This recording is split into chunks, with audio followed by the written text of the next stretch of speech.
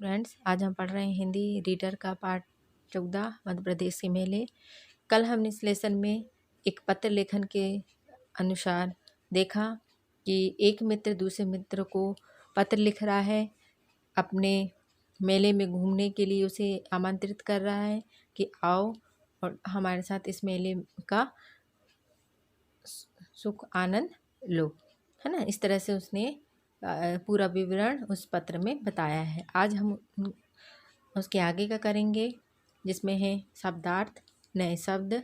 आइए हम पढ़ते हैं इस शब्दार्थों इन शब्दों के क्या अर्थ हैं। ठीक है, जैसे यहाँ पर जन्माष्टमी, तो यहाँ है जन्माष्टमी मतलब भगवान कृष्ण का जन्मदिन, सभी जानते हैं, है ना। क्षिप्रा एक नदी का नाम है। गौरवपूर्ण, सम्मानजनक। भुजरिया मेला है, एक मेले का नाम है। फिर भुजरिया गेहूं के हरे पौधे बुंदेलखंड एवं बघेलखंड में प्रचलित हैं। मांदल एक बड़ा ढोल है जिस पर आदिवासी स्त्रियां एवं पुरुष नृत्य करते हैं। विसर्जन सम्मान पूर्वक जल में प्रवाहित करना।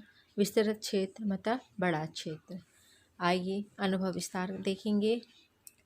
क्वेश्चन नंबर 1 है, पत्र से खोजकर बताइए, सही जोड़ी बनाइए। भगोरिया मेला कहाँ लगता है? भगोरिया मेला धार झाबुआ में लगता है। भगोरिया मेला धार झाबुआ में लगता है। व्यापारिक मेला कहाँ लगता है? व्यापारिक मेला ग्वालियर में लगता है। कुंभ मेला उज्जैन में लगता है। भुजरिया मेला बुंदेलखंड या बघेलखंड में लगता है। ठीक है, तो ये 4 मेलों के नाम था, भगोरिया मेला, व्यापारिक मेला, कुंभ मेला और भुजरिया मेला। तो ये मेले किस स्थान पर लगते हैं उनके नाम दिए गए हैं, उनसे हमने इसको मैच किया। ठीक है, आइए हम खा नंबर क्वेश्चन देखेंगे। रिक्त स्थानों की पूर्ति कीजिए। मध्य प्रदेश में व्यापारिक मेलों का आयोजन खालिस्तान स्थानों पर होता है। कहाँ कहाँ होता है? भोपाल और ग्वालियर में होता है व्यापारिक मेलों का आयोजन। ठीक है, मध्य प्रदेश में कुंभ मेला खालिस्तान में लगता है। कहाँ लगता है कुंभ का मेला? उज्जैन में लगता है, जो हम सभी जानते हैं, है ना। प्रयाग को अब खालिस्तान नाम से जाना जाता है। किस नाम से जाना जाता है? इलाहाबाद के नाम से जाना जाता है। पहले उसी इलाहाबाद को हम प्रयाग के नाम से जानते थे। वर्तमान में अब इसे इलाहाबाद के नाम से जाना जाता है, प्रयाग को। ठीक है, एक ही स्थान पर कुंभ मेला खालिस्तान वर्ष बाद आता है। प्रत्येक 12 वर्ष बाद कुंभ का मेला आता है। ठीक है, आइए हम क्वेश्चन नंबर 3 देखेंगे। अति लघु उत्तरीय प्रश्न। निम्नलिखित प्रश्नों के उत्तर एक वाक्य में दीजिए। उज्जैन का सिंहस्थ मेला किस नदी के तट पर लगता है? सेकंड क्वेश्चन है, मेले हमारी किस बात की पहचान है? भुजरिया किन लोगों को भेंट की जाती है? ठीक है, आइए हम इनके आंसर को देखते हैं।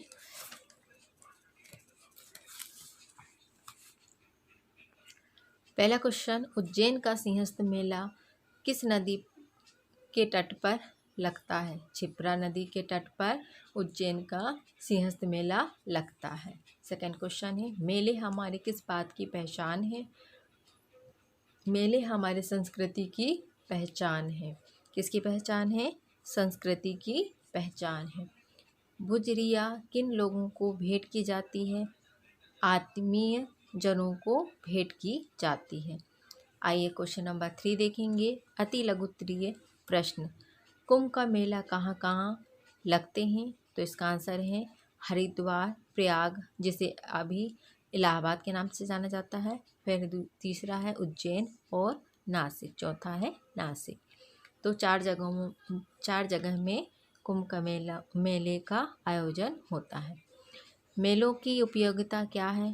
तो इसका आंसर है हमारे देश में प्रमुख रूप से सांस्कृतिक मेले, लोक मेले व व्यापारिक मेले लगते हैं।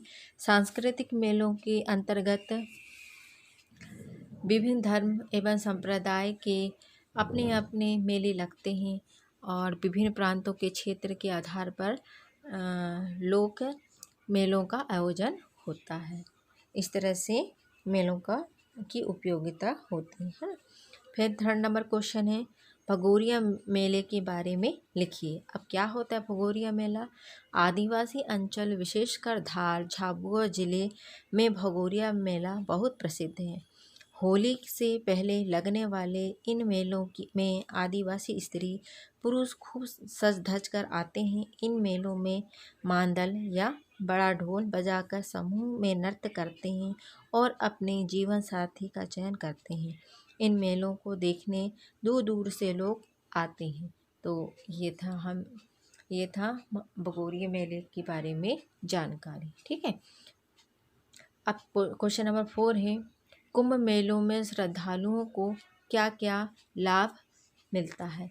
तो यहाँ लिखा है, किसी भी श्रद्धालु के लिए यह जीवन में महत्वपूर्ण मौका होता है जब वह पवित्र नदी में डुबकी लगाकर पुण्य प्राप्त करता है। कुंभ मेला पृथ्वी पर लगने वाला सबसे बड़ा आध्यात्मिक मेला है।